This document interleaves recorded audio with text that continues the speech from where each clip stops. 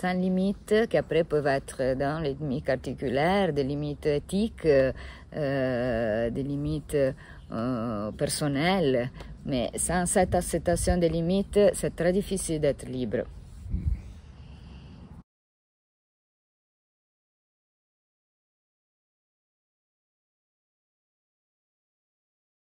Une citation de Calvino qui dit « Soyez libres comme des oiseaux, mais pas comme des plumes ». Donc pour moi, cette question de laisser aller, ça ne veut pas dire si je laisse aller, je n'ai pas de agency, de pouvoir d'action. Mais plutôt c'est d'être capable ou avoir le courage d'observer d'abord la situation où je suis, que ce soit physique, que ce soit émotionnel, d'avoir le courage de la voir en tant que telle et enlever les illusions, enlever même les projections que je peux y mettre et me faire conduire ou bien faire les choix que cette situation me demande. Donc, je la vois comme un processus. Donc, quand je dis soyez libre comme des oiseaux et pas comme des plumes, parce que la plume, elle n'a pas de pouvoir d'action. Elle se laisse amener par le vent. L'oiseau, il ne contraste pas le vent, parce que sinon, il ne peut pas bouger, mais en même temps, il fait des choix. Le fait de ne pas laisser aller ou de ne pas... c'est une résistance à ce qu'il y a, ou ce que profondément je ressens, ou ce que, dans le cas du corps et du mouvement, c'est que la situation spécifique me propose. La résistance, que ça vient de plein de choses. Ça peut venir de la peur, ça peut venir des préjugés, pas dans le sens négatif, préjugés, c'est-à-dire des jugements a priori qu'on a par rapport à une situation qui d'abord ne va pas me permettre de la lire en tant que telle et donc d'agir en relation. Pour moi, le choix dans les laisser aller, c'est important. Aussi, de se prendre la responsabilité du fait que si je laisse aller, sûrement il y a d'autres choses qui vont se passer dans moi, dans mes émotions, dans mes pensées, mais aussi dans ce que je produis en laissant aller. Je ne vois pas les laisser aller tout court avec rien qui résiste. Non, je peux faire des exemples. J'ai des relations de travail très riches et je vis de grandes différences de perception des choses. C'est un choix, non? Qu'est-ce que je laisse aller? Est-ce que je laisse aller la relation du travail parce que ça m'amène à souffrir, peut-être? Ou je laisse aller le fait que je n'accepte pas les divergences, parce que c'est ça que ça me fait souffrir, non? Je n'accepte pas la divergence, je laisse aller ça, donc j'accepte pour pouvoir nourrir la relation du travail, par exemple, non? Je vois qu'il y a comme deux vecteurs, quelque chose qui tient et quelque chose qui laisse aller. Donc, une partie du choix, c'est de choisir qu'est-ce que je laisse aller voilà. dans les dilemmes. Voilà, qu'est-ce que je laisse aller. Des situations. C'est pour ça que je pense que l'aperçu de la situation, que ça soit physique, je ne vois pas trop de différence, non? Comme on disait tout à l'heure, c'est-à-dire le corps, c'est une grande métaphore de tout ce qu'on vit. Donc, l'aperçu de la situation, c'est très important pour moi. et plus subtil et spécifique, plus m'aide à comprendre et faire mes choix. Qu'est-ce que je laisse aller dans cette situation, que peut-être ça serait différent dans une autre situation. Donc, faisons des exemples physiques, non? Dans une architecture dynamique du corps, quelle est la structure que je laisse aller, donc où par exemple, j'ai diminué le tonus musculaire pour pouvoir utiliser la gravité, par exemple, mais qu'est-ce que je dois tenir pour pouvoir faire ça? Parce que ça soit une relation dynamique. Et c'est la même chose pour moi dans une relation humaine. Qu'est-ce que j'accepte de laisser aller, que ça soit pas dans la direction que je veux ou la façon dont je ferai quelque chose pour pouvoir continuer et pour pouvoir sauvegarder quelque chose d'autre.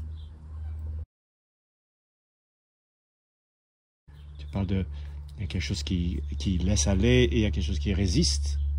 Il me vient aussi la notion de point d'appui, non? Pour laisser aller aussi la nécessité de... Voilà. Non? Où je peux m'appuyer pour pouvoir laisser aller. Non? Parce que j'ai pas de point d'appui et mon poids n'est pas quelque part. Si je laisse aller, tout disparaît. Je veux dire, ça peut être aussi une possibilité, non? Mais moi, je le vois dans une perspective dynamique, comme je te disais, dans un processus. Donc, pour moi, l'idée de laisser aller, c'est de laisser aller pour en faire quelque chose. Chaque situation présente des conditions, donc chaque architecture du corps me donne des repères, où ce sont mes points d'appui, où j'ai le poids, où ma colonne vertébrale est orientée, quelles sont les possibilités que j'ai déjà, c'est où le potentiel, donc qu'est-ce que je peux laisser aller pour pouvoir vivre le potentiel, pour pouvoir les rendre réels, non? Donc, si on peut faire aussi l'exemple, non? C'est une énergie potentielle qui va se transformer en énergie cinétique, par exemple. Ou j'ai une situation qui peut être de support à quelqu'un, non? Et dans la relation, il y a aussi, je pense aussi entre deux corps, là aussi, il y a quelque chose qu'on laisse aller, non? Parce que si je veux accueillir un corps, il y a ce moment où je laisse, donc c'est comme si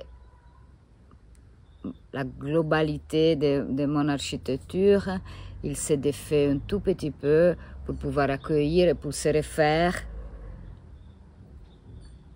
pour devenir un autre corps, que c'est la relation des deux. Et ça, je crois que c'est très pertinent pour les relations humaines aussi. Tu parles de laisser aller une forme établie. Voilà. Pour qu'il y ait un changement de forme à l'occasion voilà. d'un événement, Exactement. quelque chose qui rentre. On parlait de l'environnement d'ailleurs dans ton cours. Oui. Ah, c'est ça. Pour accueillir l'environnement étant l'espace, les sons, les variations, les autres. Oui, donc c'est ce jeu pour moi d'accepter de se faire pénétrer et en même temps d'avoir un moment de passivité pour retrouver le pouvoir d'agir. Oui, comme s'il fallait, pour sentir, laisser rentrer quelque chose. Accueillir. Et c'est quand on veut accueillir... Sinon, on sent rien, oui, en fait. Sinon, on est ça trop... reste oui. intègre. Voilà. Pour pouvoir accueillir...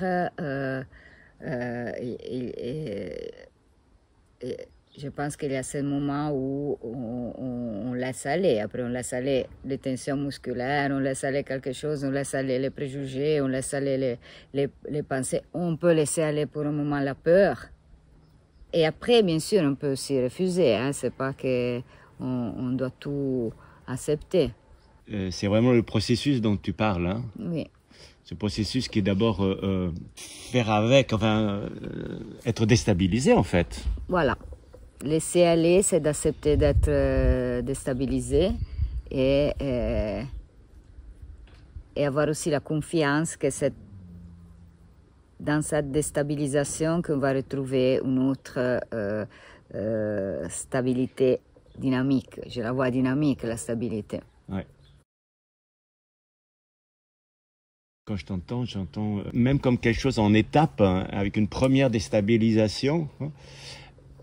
Et après un choix de laisser aller encore ou pas, tu vois, c'est pas définitif, il y a encore peut-être autre chose à laisser aller, non? Absolument, c'est pour ça, non, c'est par étapes, ou bien il faut au contraire résister pour ne pas se défendre aussi, non, parce que pas nécessairement toutes les choses qu'on reçoit sont positives pour nous, mais si on se laisse je crois, hein, pour moi, si je me laisse pas pénétrer un peu, je trouve très difficile de choisir. Des fois, ça c'est un peu, maintenant, avec l'âge, j'apprends un peu plus, mais souvent, je me suis, par exemple, fait pénétrer un peu trop. Pour curiosité, pour un optimisme incroyable envers les êtres humains, parce que je suis comme ça et je reste comme ça, mais j'ai appris à rendre mes limites un peu plus résilientes. Sinon, des fois, je me suis fait déstabiliser un peu trop. Alors, là, comme on sait, non, il y a un tipping point, non? C'est après tu laisses aller trop. Arriver à sentir plus vite. Oui.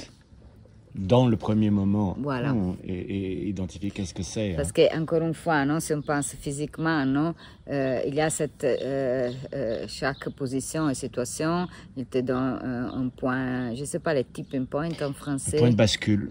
Un point de bascule. Donc, c'est ce moment du point de bascule qui te permet de réorienter la chute. Mais si j'ai réagi trop tard, après j'ai beaucoup moins de possibilités pour réorienter de façon efficace, aussi safe. Dans cet assessment, dans cette évaluation, oui. Enfin sensible, hein, très rapide dans la danse évidemment. Pour moi, il y avait deux notions que je voudrais vérifier, mais que j'ai entendues dans ce que tu as dit. C'est la notion du quel est le potentiel de la situation, et après presque une notion d'intention. C'est ça que je dis. Pour moi, c'est une question active. Une fois que je vois le potentiel, bien sûr, après, je choisis. Et comment je choisis? Ça, c'est une belle question. Je ne sais pas comment on choisit, mais je pense que le fait de choisir, c'est aussi de se permettre de choisir, ça fait aussi partie de ce grand chapitre de laisser aller, d'avoir confiance que, par exemple, une émotion, je peux la laisser passer, elle va me conduire quelque part, ou une intuition. On juge tout le temps, non? On juge la situation. On juge le potentiel. On juge quand on fait un choix. Mais comment on traite le jugement, je pense que c'est intéressant. Si le jugement devient une résistance qui ne nous permet plus de voir, non, c'est comme une rigidité, mais comment je traite le jugement, je vais aussi peut-être des fois, j'ai besoin d'aller au-delà de mon jugement, de le reconnaître en tant qu'il n'est pas efficace, des fois, le jugement, c'est efficace. C'est-à-dire, il y a du feu, peut-être je juge que c'est mieux de ne pas me lancer dans le feu. Non?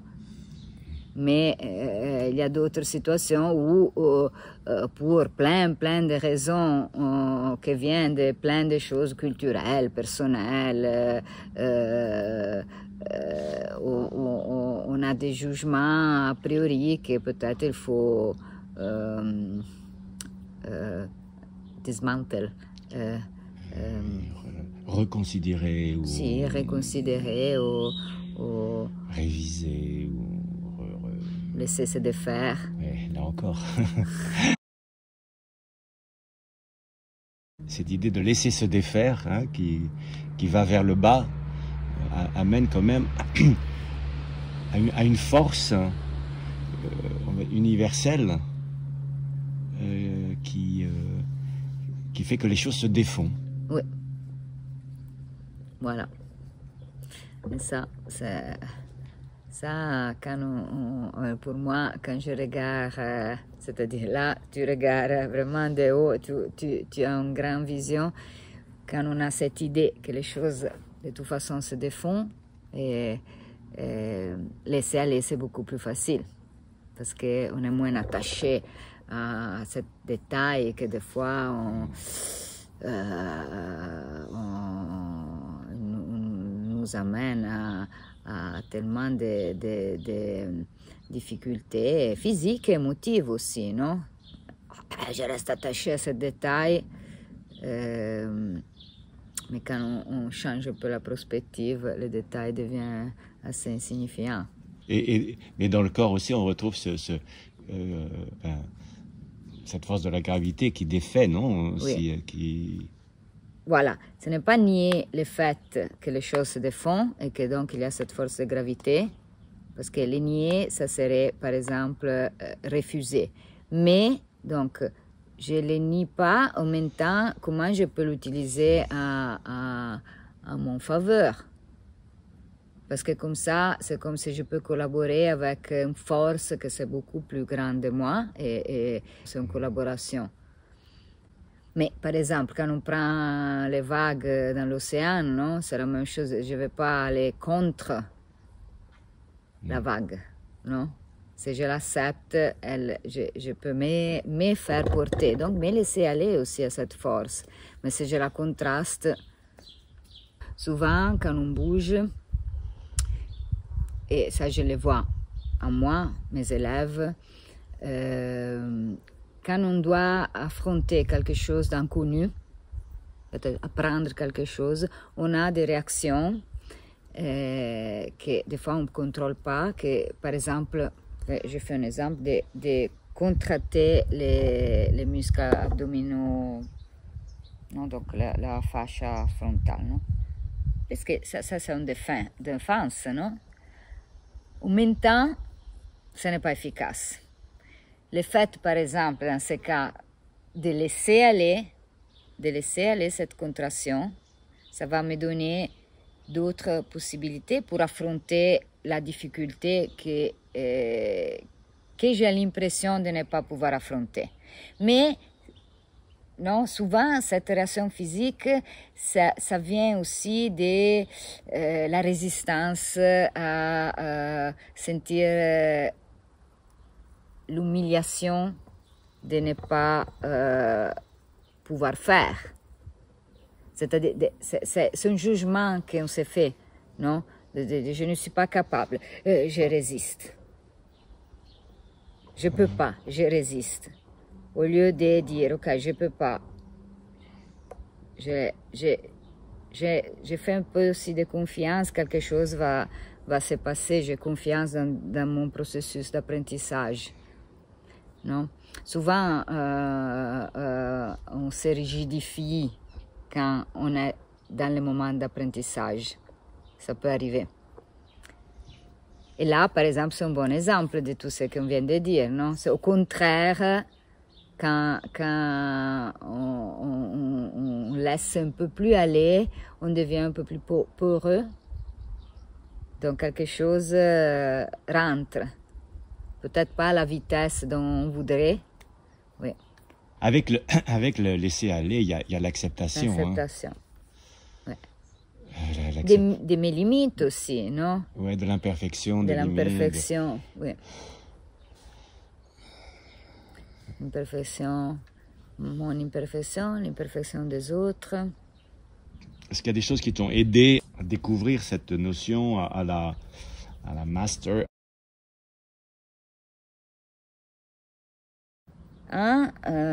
C'est Kofi Koko, c'est un professeur chorégraphe béninois, mais il a travaillé en Europe pendant longtemps. Et l'expérience avec lui, il m'a mené au Bénin. Donc, j'ai fait un grand parcours parce que j'ai décidé, en parlant de laisser aller, j'ai décidé de m'initier au vaudou. Et j'étais pas vraiment, là je me suis vraiment allée. J'étais pas absolument consciente exactement, rationnellement de ce que je faisais. Mais je l'ai fait parce que j'avais confiance dans la famille, j'avais confiance dans ce que je ressentais. Donc je me suis laissée aller dans un chemin. Maintenant, ça fait longtemps, ça fait exactement 20 ans. Donc c'est un long parcours. Là, j'ai appris vraiment à...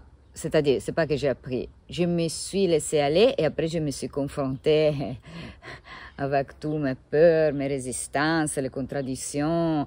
Et j'ai passé des moments très difficiles pour trouver... Mais cette idée d'avoir cette confiance que mes intuitions, c'était juste... Mais après, c'est pas suffisant, non? Après, il faut continuer à, non? Comme on disait. Donc ça, c'était un grand... Et aussi dans ça, parce que dans cette culture, le travail avec les rythmes, c'est à la base, c'est-à-dire le corps n'est pas d'autre chose que les canaux pour recevoir les rythmes. Le rythme en étant la voie qui ouvre. Vraiment. Donc là, les rythmes sont très complexes, ce sont des polyrythmies vraiment complexes. Donc là, de se laisser pénétrer par les rythmes pour le faire résonner, donc le corps, d'accepter que c'est le rythme qui bouge le corps. Donc je ne peux pas mettre toute ma volonté, je dois laisser le rythme. Je dois lui laisser une grande partie d'action sur mon corps pour pouvoir vraiment être avec. Ça, c'était... Et je continue, hein, non? Et ça va avec aussi une culture que c'est tellement différente de la mienne, parce que j'ai vécu des mois et des mois tout seul là-bas, non? Ça, maintenant, je fais plein de projets, j'invite les gens. J'avais besoin aussi de ça, mais au début, les premières 6-7 ans, j'ai passé 4-5 mois, j'étais tout seul. Et là, en termes de laisser aller mes préjugés, mes pensées, l'assessment, l'évaluation des situations, mon jugement par rapport à ce que c'est bien, ce que c'est pas bien, là, j'ai fait un travail énorme. Et je me suis retrouvée des fois à avoir peur de ne pas pouvoir retrouver mes repères. Donc pour moi, le travail, c'était vraiment c'était un choix de me laisser aller à cette culture pour pouvoir être acceptée. Je voulais être acceptée. Et donc pour pouvoir être acceptée, je devais accepter. Sinon, on ne peut pas imposer, non? On ne peut pas s'imposer. On a accepté la façon dont on vit, la façon dont on juge les situations, les choix, dont pas forcément j'étais d'accord, non? En pensant à comment j'étais éduquée. Et évidemment, le travail, l'avoir rencontré Frey et le travail de l'Access Syllabus, ça a changé ma vie. Et en plus, c'est à peu près le même moment. Hein? Oui, j'ai rencontré Fred en 2001, la première fois. Le Bénin, je suis allée à la fin de 90, mais je me suis initiée en 2003 et j'ai commencé vraiment à étudier avec Fred dans la même période. Donc les deux choses. Et j'ai trouvé plein de correspondances aussi. Donc ça m'a vraiment aussi aidé à gérer les deux choses. Pour moi, le travail qu'on fait en utilisant l'accessible, c'est vraiment un bon exemple de ce que je viens de dire, c'est-à-dire j'analyse la situation physique, j'essaie d'enlever les préjugés esthétiques, par exemple, et j'essaie de faire le meilleur choix pour la situation dont je suis, pas un choix que c'est décidé a priori. Ça m'a demandé de laisser aller une idée de l'importance de la forme en soi, comme la priorité de la forme.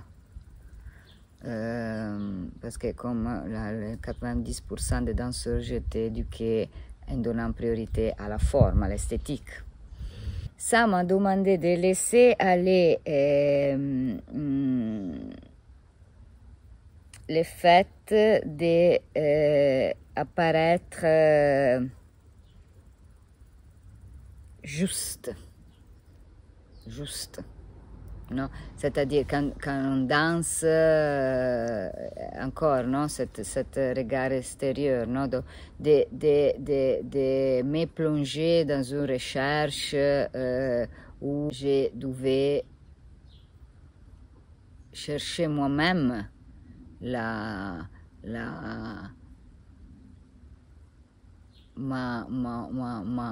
mes adaptations, comment je pouvais intégrer, non? Au lieu de il faut faire ça et après il faut faire ça, il faut apparaître comme ça.